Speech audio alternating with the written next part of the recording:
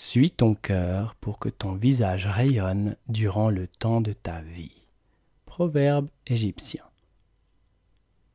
Dans l'épisode précédent, on a fait le lien entre la difficulté à rayonner avec la blessure de rejet. Ici, dans cet épisode, on va parler de la blessure qui fait qu'on a tendance à procrastiner. Mais aussi cette blessure qui fait qu'on a peur de déranger, peur de décevoir, peur des conflits. Bref, derrière tout ça, on a une peur de ne plus être aimé. Je vais t'expliquer comment et quand se réveille cette blessure et je te partagerai en quoi cette blessure t'empêche de rayonner toi et ton activité pro.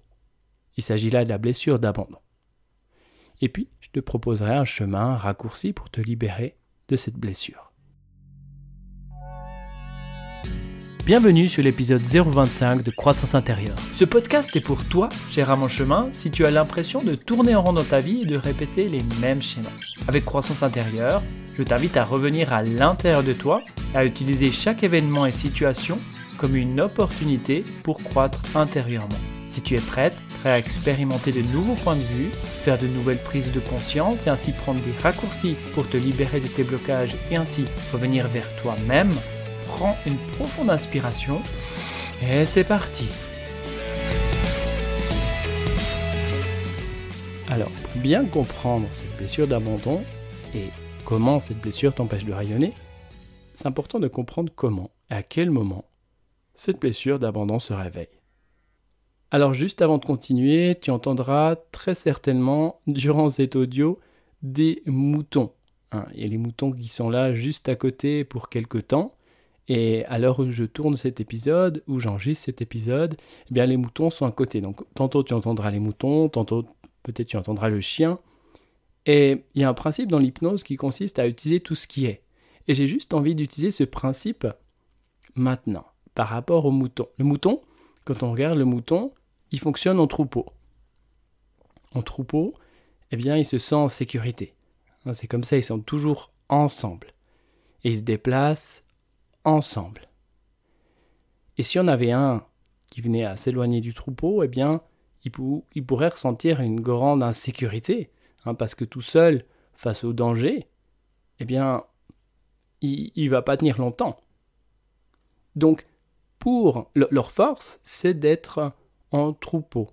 Et c'est à partir de ce moment-là qu'ils peuvent se sentir en sécurité, lorsqu'ils sont en troupeau. Et j'ai envie de te dire que on peut vraiment faire un lien avec cette blessure d'abandon, parce que quand on regarde cette blessure d'abandon, on a besoin d'être en lien, on a besoin d'être bien avec les autres, on a besoin d'être bien dans nos relations. Parce que si on est tout seul, dans notre coin, et d'ailleurs avec une blessure d'abandon, on a peur de cette notion de solitude, peur d'être seul. Pourquoi on a peur d'être seul? Parce que seul, on se sent insécure, un petit peu comme ce mouton qui peut se sentir comme ça à l'écart, insécure. Donc on fonctionne et on a tendance à fonctionner en troupeau, pour faire le lien avec ce qu'on vit, en relation. Et c'est important de mettre de l'emphase, c'est important de nourrir le côté relationnel. Donc cette blessure d'abandon se réveille dans ta petite enfance, entre 0 et 3 ans environ. À un moment où le parent du sexe opposé, ton parent du sexe opposé, eh bien, n'était peut-être pas assez présent physiquement, psychiquement. En tout cas, tu n'avais plus accès à suffisamment de nourriture affective. Et dès le moment où tu n'avais plus accès à cette nourriture affective, c'est comme si ça coupe quelque chose, ça sépare quelque chose, et ça crée comme un endroit de vide à l'intérieur de toi, un endroit où il y a, selon la perception de ton cerveau reptilien, comme une mort. Parce que j'ai besoin de cette nourriture affective pour me construire. Et dès que j'ai plus accès à cette nourriture affective, c'est comme si ça fige quelque chose à l'intérieur et on installe la mort. Et dès qu'on installe la mort, on installe l'insécurité. Donc on comprend que seul, je me sens insécure. Et dès le moment où on n'a plus accès à cette nourriture affective, eh bien c'est comme si, à partir de ce moment-là, on se sent incomplet. Et qu'on a besoin dans notre vie, pour se sentir complet, d'être en contact avec quelqu'un qui puisse nous aider à nous compléter. Alors pour aller plus loin avec cette notion d'abandon, eh bien, je t'invite à écouter l'épisode 006, la blessure d'abandon, qui t'explique vraiment bien cette notion de complet-incomplet. Maintenant, par rapport à cette blessure d'abandon, en lien avec cette difficulté à rayonner, eh bien pour ça, je vais te partager une métaphore, une image, le soleil. Imagine que le soleil a une blessure d'abandon. Imagine que le soleil a peur de déranger, a peur de décevoir. Et si le soleil avait peur des conflits, imagine ce que ce serait. Si le soleil avait peur de déranger, peur de chauffer trop, peur de trop éclairer, peur de générer des coups de soleil, est-ce que son rayonnement serait similaire à ce qu'il est actuellement? S'il avait peur de décevoir, ou là je vais rayonner un petit peu moins parce que là il y a des gens qui sont un peu dénudés, donc pour éviter des coups de soleil je vais rayonner un petit peu moins ici, puis là est-ce que je peux rayonner un petit peu plus?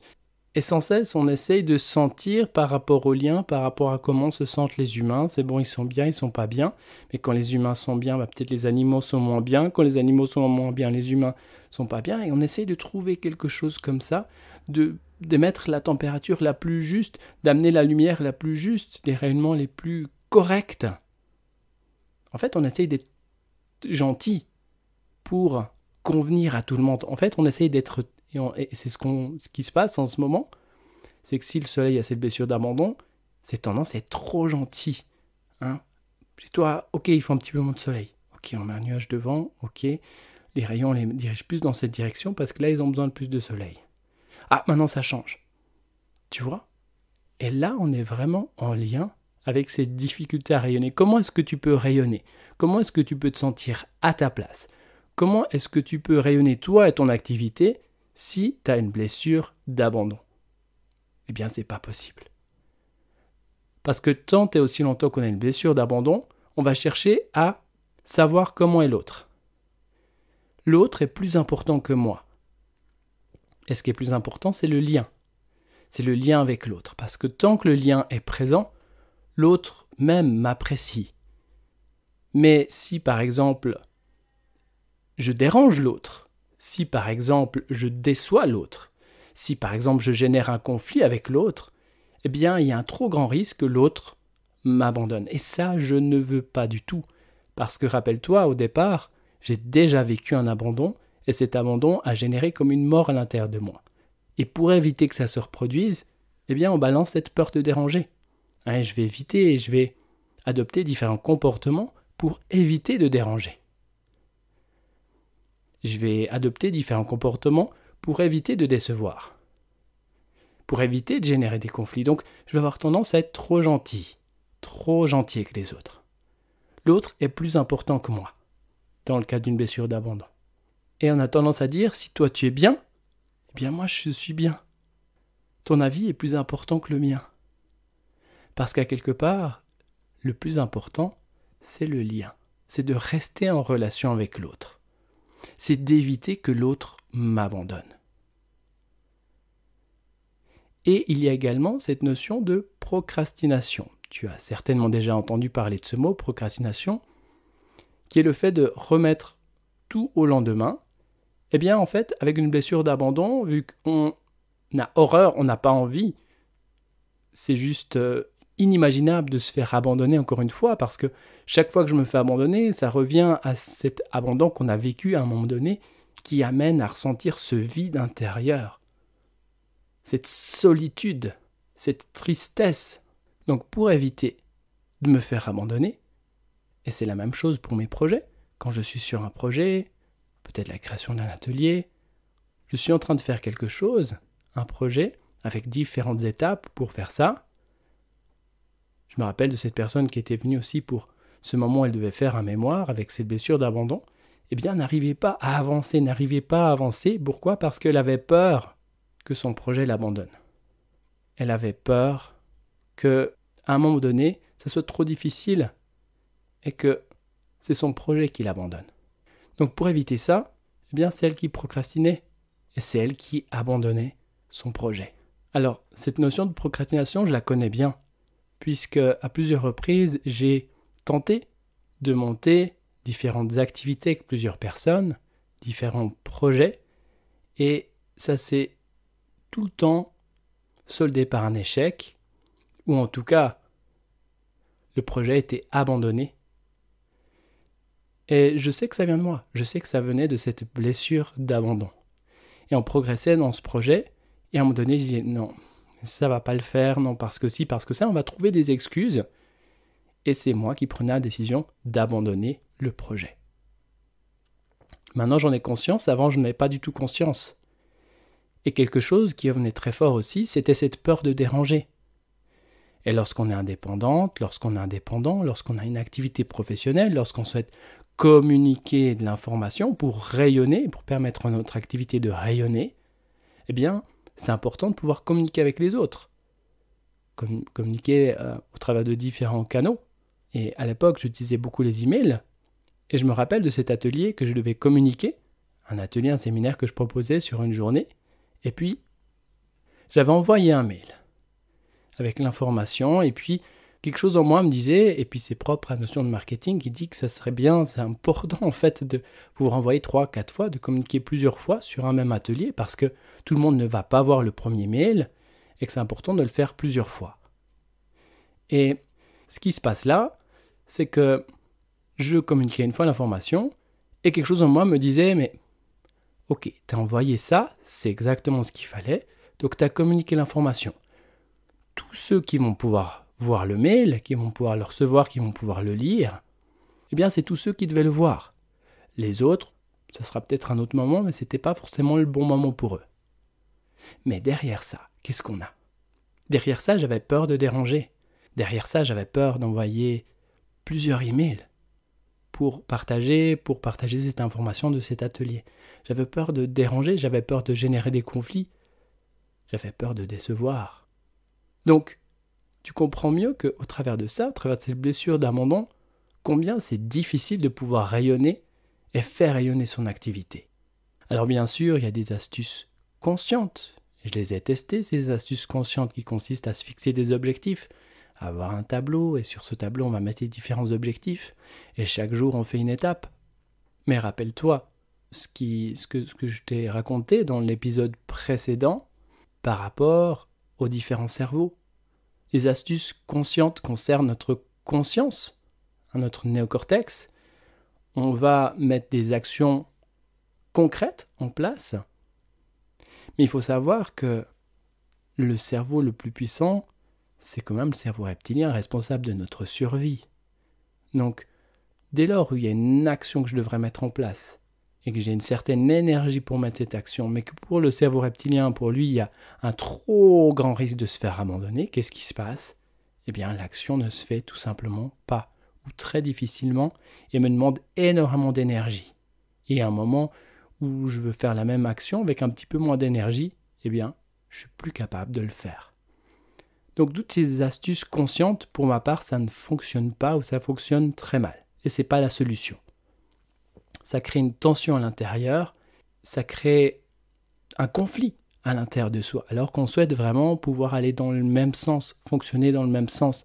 C'est un petit peu comme si tu es dans une rivière et puis que tu vas à contre-courant. Alors quand tu as beaucoup d'énergie, eh bien effectivement, tu arrives à avancer quelques pas, mais très vite tu te fais rattraper par le courant. Donc il y a une autre possibilité, et cette autre possibilité consiste à comprendre ce fonctionnement, comprendre cette blessure émotionnelle, comprendre le fonctionnement du cerveau reptilien, et puis pouvoir libérer cette blessure émotionnelle d'abandon. Et ça, c'est possible avec différentes approches, et moi je te propose de le faire avec la méthode libre. Libre pour libération instantanée des blessures et réactivité émotionnelle. Avec libre, tout ce qu'on mesure, on va pouvoir le libérer. Donc le travail se fait avec un pendule, et on va pouvoir mesurer ta blessure d'abandon en pourcentage. Et on va pouvoir aller chercher toutes les sources de cette blessure d'abandon. Parce que je t'ai parlé de la blessure d'abandon dans ta petite enfance, mais sache que tu es influencé également par tes vies passées. Tous les abandons que tu as pu vivre toutes les blessures d'abandon que tu as pu vivre dans les vies passées, et c'est bien souvent plus qu'on ne le pense. Il y a également une notion d'abandon intra-utérin. Je ne sais pas si ça te parle, cette notion où on parle de grossesse gémellaire, le moment où on a deux âmes, deux embryons, et à un moment donné, il y en a un qui choisit de partir et on se retrouve seul, et ça crée un immense sentiment d'insécurité, et ça peut causer cette blessure d'abandon. Donc on a la blessure d'abandon par rapport à ta vie présente, la blessure d'abandon intra-utérine associée à tes vies passées, parce que tout s'influence, aussi tout ce que tes ancêtres t'ont enseigné par rapport à cette notion d'abandon, que peut-être tu portes en toi, et il y a encore bien d'autres sources de blessures d'abandon. Donc tout ça, on peut l'isoler, tout ça, on peut le mesurer, et tout ce qu'on peut mesurer avec la méthode libre, on peut s'en libérer. Donc dès lors où tu te libères complètement et totalement de cette blessure d'abandon, eh bien ça sera pour toi beaucoup plus simple, beaucoup plus facile de rayonner, tout simplement parce que tu n'auras plus peur de déranger.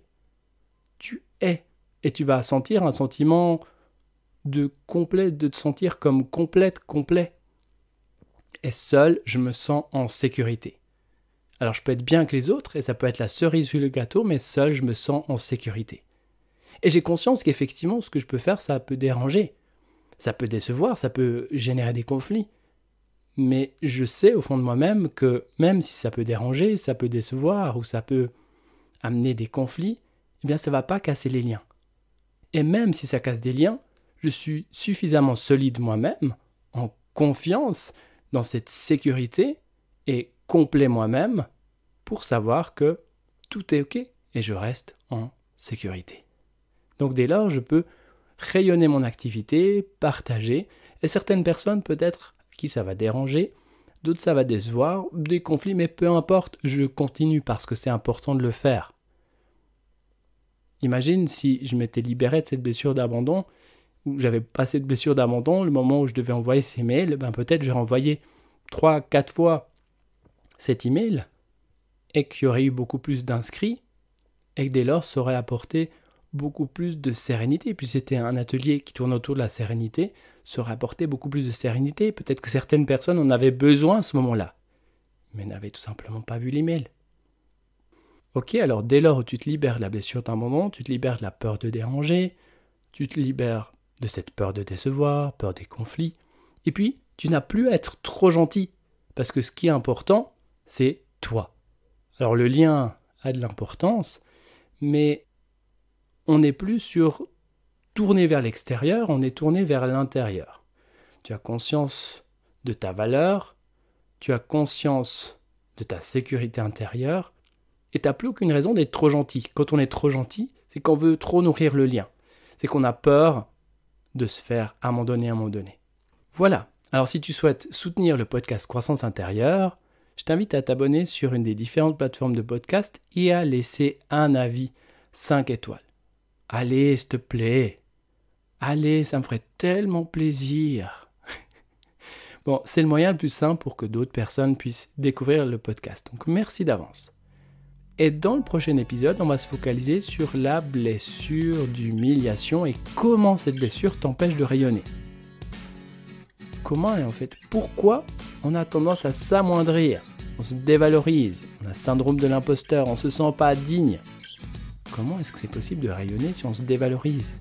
C'est compliqué, n'est-ce pas ? Et on verra comment se libérer de cette blessure d'humiliation en prenant un raccourci que tu connais maintenant. Voilà, on se retrouve dans le prochain épisode et d'ici là et jusqu'à notre prochain rendez-vous, toute cette attention que tu recherches à l'extérieur, cherche-la plutôt à l'intérieur de toi. Et au travers des différents événements et situations que tu vis, continue sans cesse de croître intérieurement. Merci.